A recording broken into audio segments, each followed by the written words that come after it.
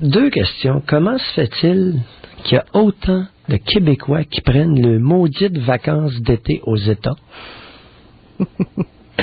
Deuxième question. Comment ça se fait qu'il y a une maudite gang de Québécois, et on parle d'une couple de 100 000 Québécois qui s'en vont à chaque hiver passer l'hiver en Floride pendant 4 à 6 mois?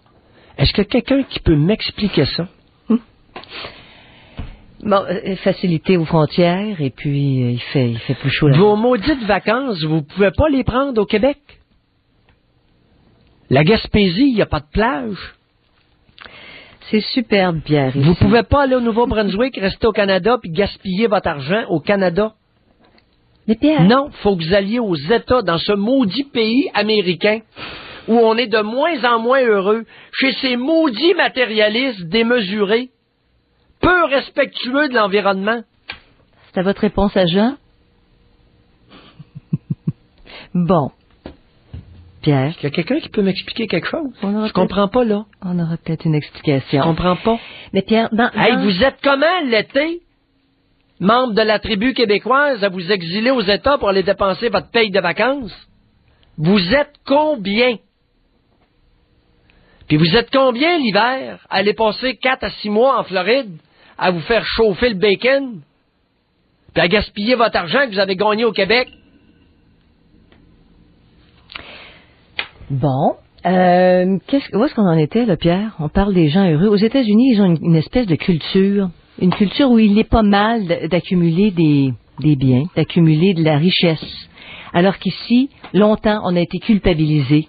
Cuba m'écœure, Janine. Je n'irai pas à Cuba. Oui. Cette tribu-là m'écœure au plus haut point. Est-ce que j'ai le droit d'être écœuré par cette race de tarés? Les Cubains sont pas tarés. C'est ceux qui les gouvernent. C'est ceux qui les gouvernent. Pardon? Pardon? Mais Pierre... En tout cas...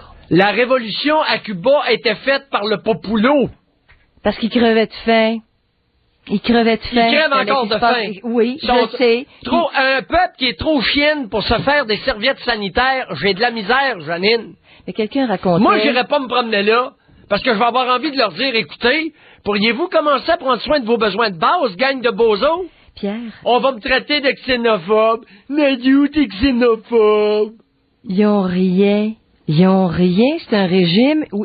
Parce qu'ils sont trop chiennes pour travailler. Trop chiennes.